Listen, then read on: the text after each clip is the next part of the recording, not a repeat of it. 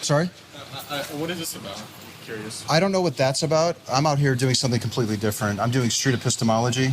What is that? It's where you use questions to challenge a person's claim in a respectful way because they think that it's true. Right, okay. So I'm doing interviews with people. I ask them to pick the topic, and then I challenge them in a respectful way. How could you be so sure that that's true? Right. What would change your mind? I think a lot of that falls down to morality. A lot of it goes to morality. Yeah, like a lot of debates that like a whole bunch of like debates that everybody has, they all just fall down to morals. It's hard to that's why it's like hard to like answer it.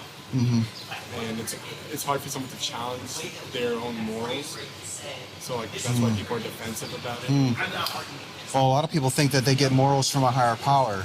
Exactly. And because of that, what I found, I would tweak what you're saying just a little bit from my perspective. A lot of people's views are based on their view whether there's a higher power or not. Because if somebody thinks that there's a higher power, the way that they view politics and immigration and it all changes, I think, based on that. Right. But maybe at the heart of it is morality. I don't know. That's worth exploring. But anyways, if you are interested, I set a timer for 4 minutes. I do an interview over there. I'm just refreshing the batteries on my cameras. What's your name? Marin. Marin? Yes, sir. My name's Anthony. Nice to meet you. Nice to meet you. So you're filming it for, what is it for? I have a YouTube channel. Oh, that's cool. So I think I'll take away this camera for the purpose of this interview, I suppose. I'll put a battery in it later. Do you mind are you okay if I record this and everything? Sure, that's fine. I figured you were because we already talked about it, but you never know. Right. Some people are, they get over here and they're like, oh, you wanted to record it. Like, yeah, I got cameras everywhere. Right. Your name is Marin? Yes, sir. Okay, Marin? Yes, sir. Very nice. My name is Anthony. The idea here is to take one claim. Oh, maybe later? I just started one. Okay. He was interested in doing an interview too. Oh, okay. But the idea here is to take one claim and explore it with you by me asking questions to see how you could be so sure that it's true. And ideally, it's a claim that you act out on because you think that it's true. You know what I mean? Like, you might actually vote for this candidate because you like her stance on global climate change. Right. Because you're sure that that's real. Right. Or maybe you're going to vote for him because you love how he's really hard on immigration and about keeping all those illegals out. Right. That type of thing. Or anything else in between. It could be supernatural too. And then maybe you think that you've seen a ghost. You're sure of it. There's no doubt in your mind. Okay. Anything like that. So I think the topic would be abortion. Oh, okay. We think that abortion is wrong. You say it's wrong. Yes. Abortion is wrong. So I would probably have to explain because I think that the argument boils down to what is a life. In our legal system, you're not allowed to commit murder. You're not allowed to kill something. And the definition of a life is therefore the subjective part that people mess up on. And I think that, so I could see where I am biased in the sense that I believe from a higher power, I'm a Christian conservative, that life begins at conception. So right as a woman. Do you hold that view because you're a Christian? Yes, partly because of, yes. If you weren't a Christian, let's say you decided that I don't have any good reason for thinking that this God is real, and I'm now going to be an atheist. Okay.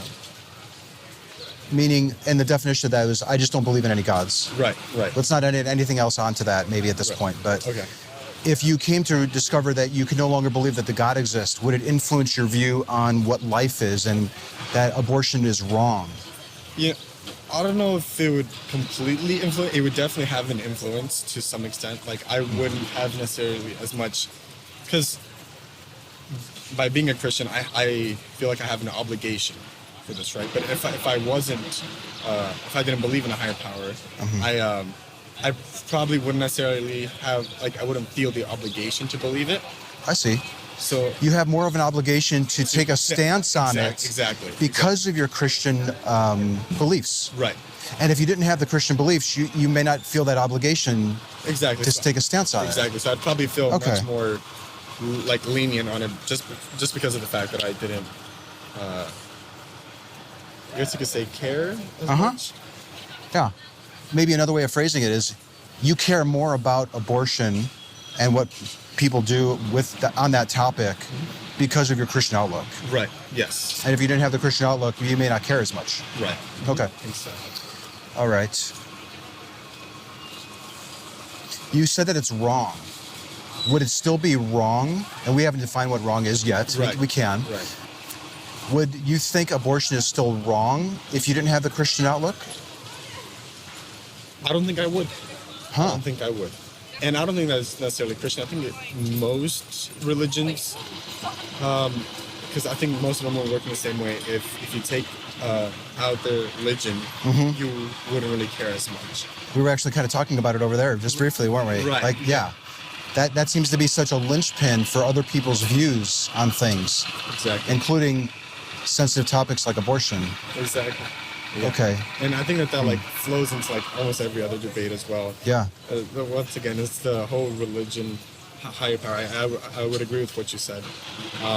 Now, In because... regards to, Oh, I'm sorry, go please. ahead. No, because Well, I was going to say, if that's the case, as an interviewer, wanting to get to the foundation of your views, talking about abortion at this point is not as interesting to me now as it was when I didn't know that your view could be swayed depending on your position on the God existing. right, because Do you follow that? Like, yes, I would at this point really want to explore how you determine that the God is real. exactly. So I think it all just goes down to like religion. Everything flows back to that. Kind of. Exactly. It flows to what makes your sense of morality. What like embodies your core values and beliefs, your web of belief. Your web of belief. Yes. Okay, that's a good way of putting it. Well, that was 4 minutes. Do you want to keep going a little more? I'm okay. I'm okay. How much time do you have? I have a class in like 50 minutes, so. Oh, okay. All right, so can I get a sense of how sure you are that the Christian God is real on a scale from 0 to 100? And this scale is optional, but it's useful to get a sense of where you're at. Okay. I'm sometimes surprised at the answers that I get because sometimes people are like, I'm 80% sure that that's true. And that's fine. You don't have to feel obligated to give an answer. Okay. 100% would be there's no question in my mind, there's no doubt. I can't possibly be mistaken on this. This God is real. And then 0% would be the opposite. I have all questions, I have all doubts. I don't think the God is real. Okay. Where would you be? I would put myself at a higher 90%. So maybe a 98.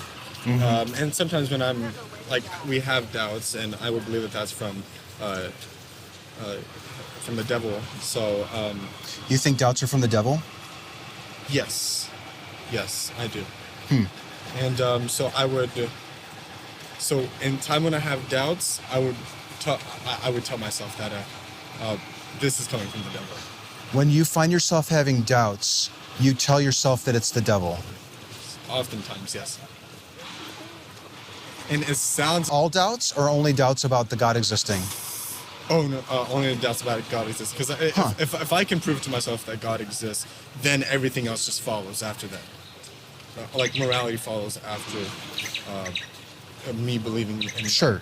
Because you think the God is real, your outlook on morality is different. How you view abortion Right.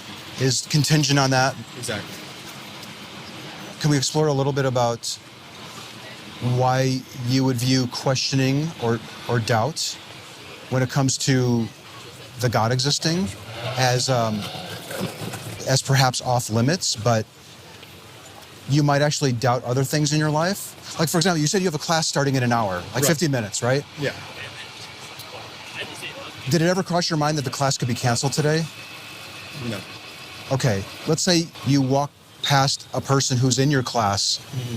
All right, we see her walking, and she's walking in the complete opposite direction of the class. Okay. Would you start to doubt if you had class? Maybe. Are you worried about the doubting that you have class being the devil? No. So I think. Okay. No, I wouldn't. It's only when you question the God existing. Yes. Okay. Yes.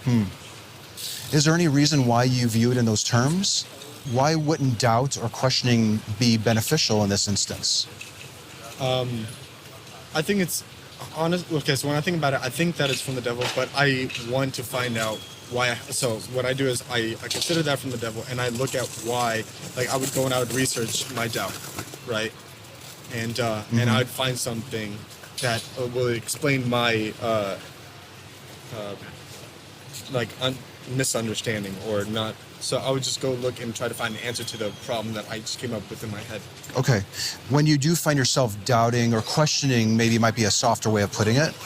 If you find yourself questioning the existence of the God, you'll make it a point to research your questions. Yes. And then you keep researching it until you find sufficient answers. Yes. To assuage the doubt, to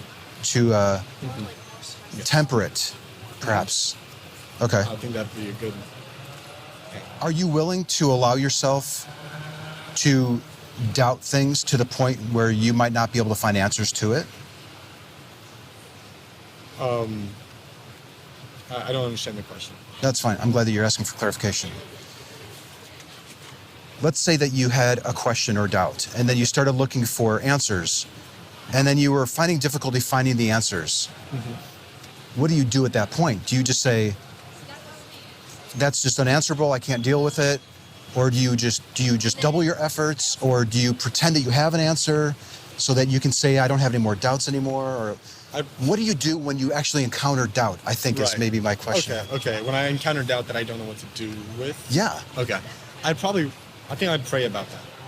So I would pray, and I'd see if over time, because I believe that God answers in some way, shape, or form eventually.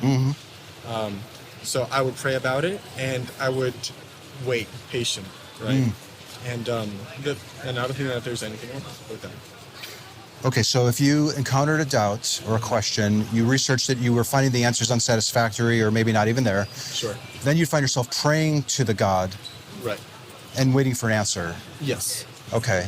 And then if you, let's say, has it ever happened where you've done that and then you never got an answer? I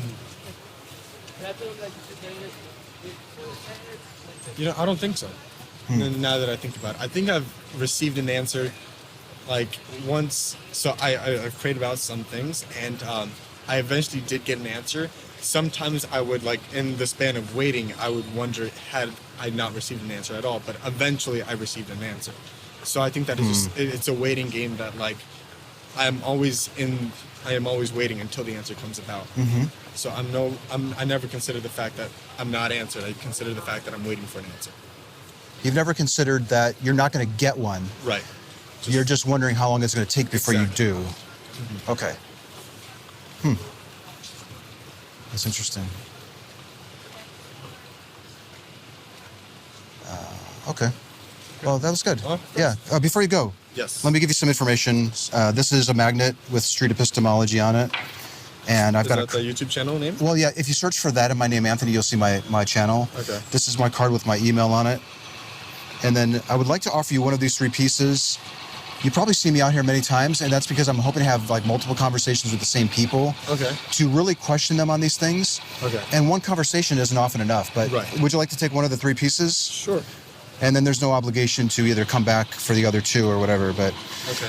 would you like to know where I stand on your claim or anything that you've said? Yes. You do? Very Okay. interesting. I try to hold back on sharing my views because I don't want to influence you. Right. But I'm willing to share my views with you since you're asking. It's my position that I'm not lecturing here to you, but this is really my position. Okay. I think doubt and questioning is one of the most valuable things that we can do, especially when it's a foundational belief to who we are, and it's the linchpin for morality and where we stand on abortion and immigration and politics and all that stuff. Right. Because questioning, I think, is one of the best ways to figure out what's really true. Okay. And if I put some things out of reach of questioning, or if I doubt it just a little bit, and then I find reasons to kind of assuage my doubts, I'd be worried that I was believing something that's not true. Okay. That's foundationally shaping how I interact with reality. That would be my view on it. Okay. I think questioning and doubt is a valuable thing. Not just for thinking if I have a class in 50 minutes or not, Right. but whether I'm believing something that's true with regards to a God existing. Right. I wouldn't view it as it's the devil trying to get in the way between me and my God. What I would say is that I think that there's a difference between having doubts and questioning. Mm. Right? So You don't see them as synonymous. doubts and question.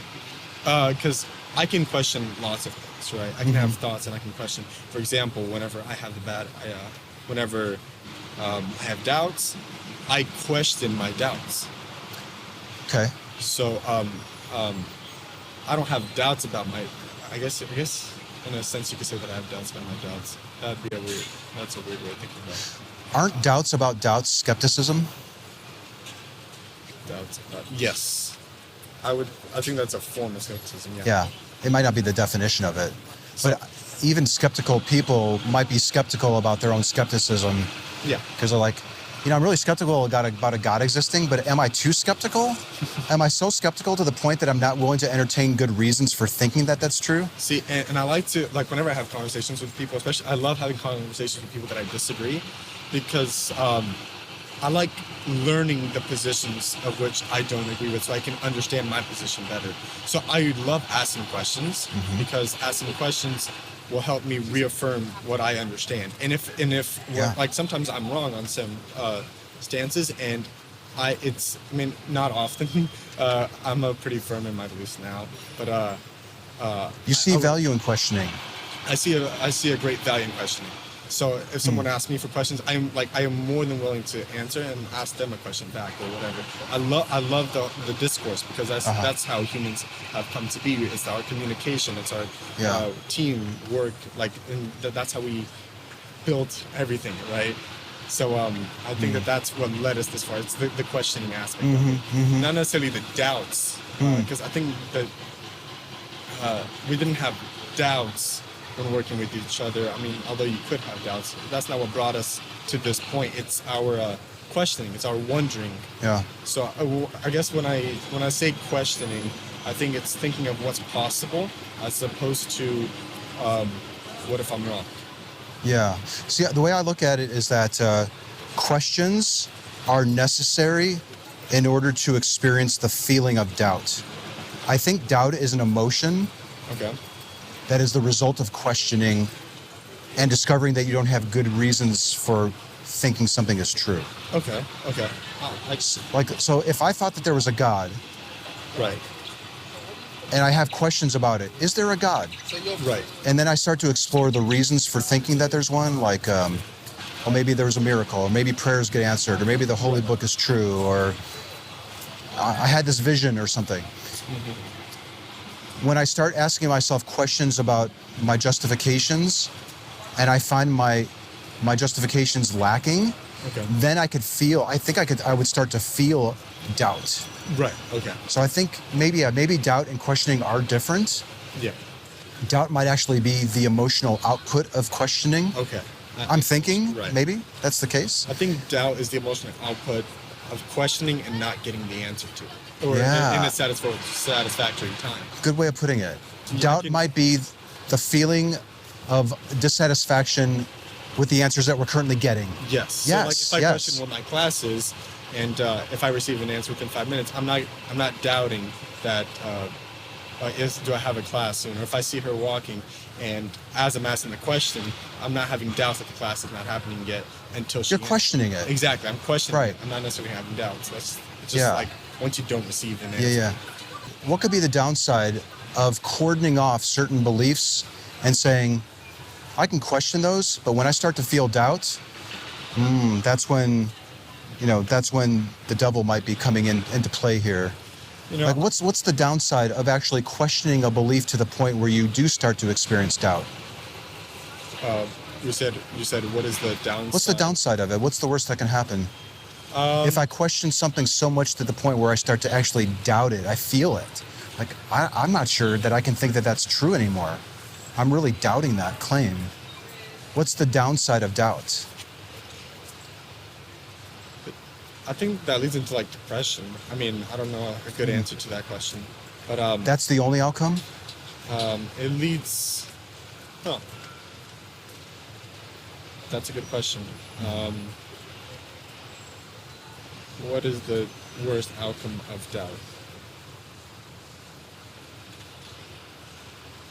I guess if you doubt for a very long time, and you never receive an answer, it weighs on you for a long time.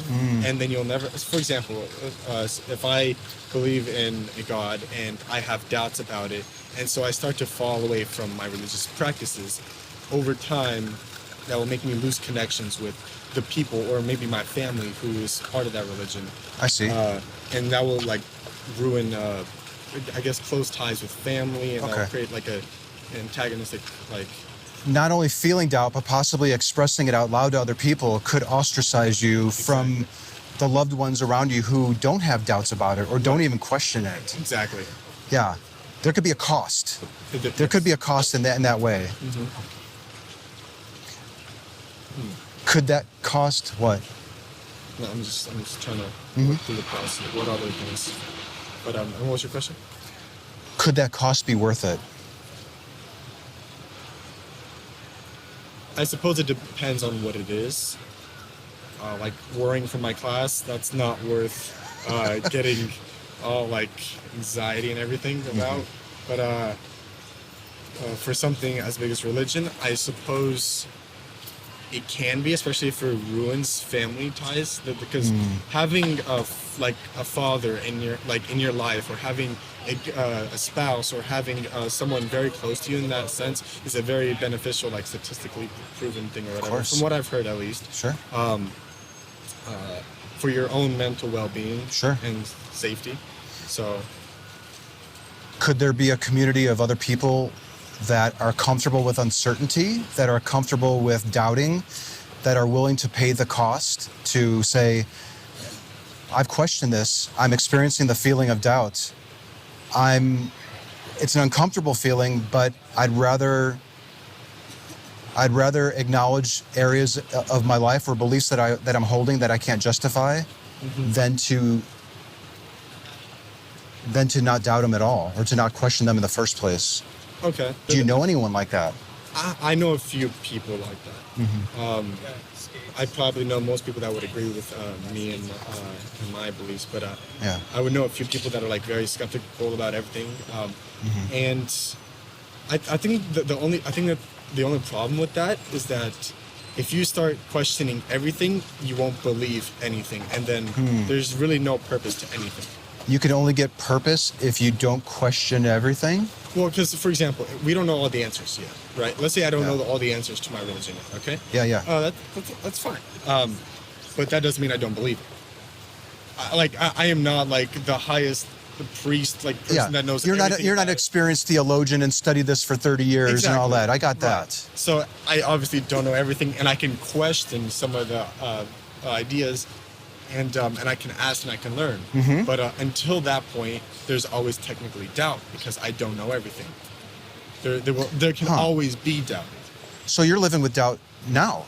Right. And so I think that the problem with just doubting everything is that you can't just leave all the social, like, more or less circles that you're in and seclude yourself because you have doubt. Because just because I can doubt something doesn't mean I have to stop believing something. That's a good way of putting it. Just because I doubt something doesn't mean that I have to stop believing it. Yes. I can still keep believing something. This is why I try to look at it. Did I roll out the confidence scale, 0 to 100? I think I did. Yes. This is why I try to look at it in this way.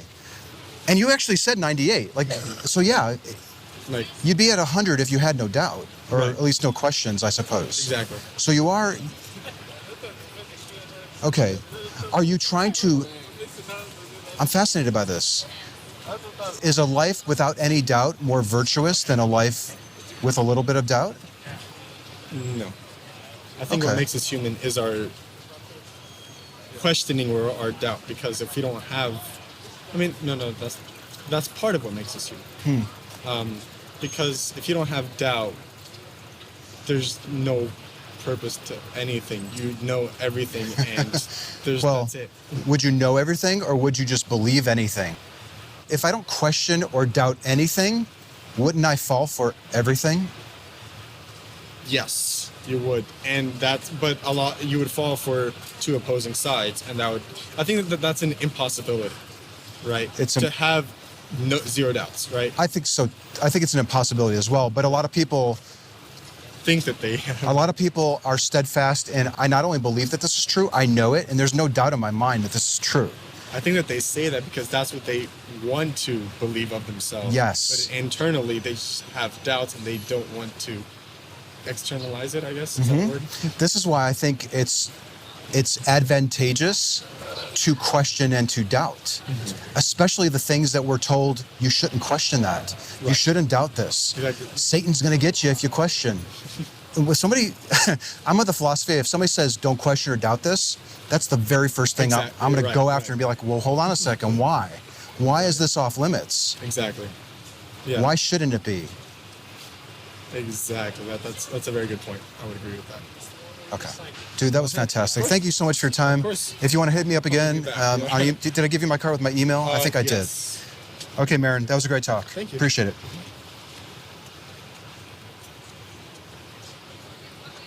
Damn.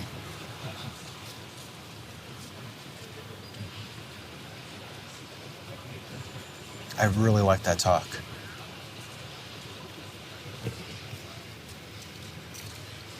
Wow, that was good.